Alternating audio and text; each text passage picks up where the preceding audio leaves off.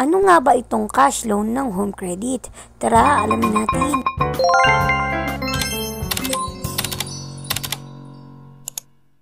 Kung nag-open kayo ng Home Credit app ninyo at may nakita kayong ganito sa My Offers, ibig sabihin nito ay eligible na kayo para sa cash loan. So, ano nga ba itong Home Credit Cash Loan? Pero bago ko muna sabihin sa inyo ang sagot, palagi niyong tandaan ay loan at your own risk. Kaya ako ginawa ang video na ito para maliwanagan kayo at kung ano ba dapat tandaan bago umutang. So, ang home credit ay may tatlong klase ng loan. Merong product loan na kung saan ay uutang kayo ng mga iba't ibang products. Merong din kwarta loan for bills payment at iba pa. At ang lastly ay itong cash loan. Sinasabi ng home credit na itong cash loan daw ay sobrang madali mo lang makukuha, which is totoo talaga dahil nakapag-try na akong mag-loan dito sa cash loan. Fast approval din siya kaya dapat kompleto yung mga requirements mo. So ito yung isa sa pinakamaganda kasi nga hindi mo na kailangan lumabas pa para mag-apply ka ng loan. Nasabi din dito na from 3,000 to 150,000 ang pwedeng ma-offer sa'yo. So ano nga ba ang mga requirements ni home credit cash loan? Syempre dapat Filipino resident ka, 18 to 68 years old. Next naman ay need mo rin mag-send ng ID. Merong primary and secondary ID.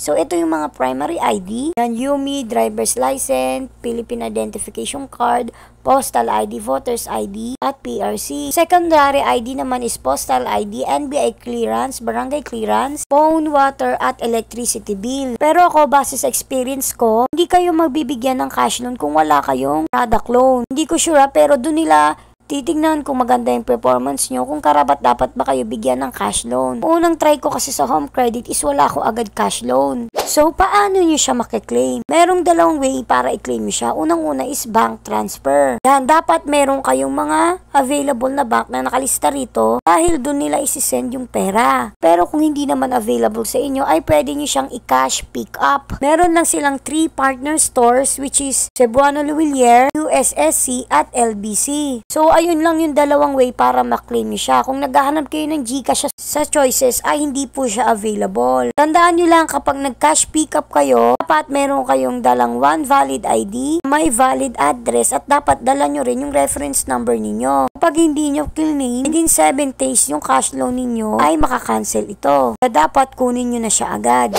So, paano nyo siya babayaran? So, yan, pwedeng auto-debit, which is automatic nang kakaltasan yung pera ninyo sa card ninyo para hindi nyo ma-miss yung due date. Pwede din na pay on the mobile app, which is o-open nyo lang yung home credit app ninyo at pwede nyo na dun i-select yung pay now. Next naman ay sa website. Kaso ang mga tinatanggap lang nila dito, Mastercard or Visa debit card, BancNet, ATM, yun yung bank account at BPI account lang. Next naman ay over the counter, which is yun yung ginagamit ko. Nagbabayad ako gamit ang GCash ko. Pero kung wala kayong GCash, pwede rin namang 7-Eleven. So magkano ang interest? Dito sinasabi nila na 2.32% lang daw ang interest rate. Tingnan nyo yung word na add-on rate. Kasi ibig sabihin yan, may add-on pa siya or may dagdag pa siya. Depende kung gaano kalaki yung utangin nyo at kung gaano nyo siya katagal babayaran. Siyempre, pag mas matagal, mas malaki yung rate. Kaya minsan kung magtataka kayo, ba't ang laki ng interest sa akin? Ba't ang laki ng tubo? Kasi nga, meron silang add-on rate.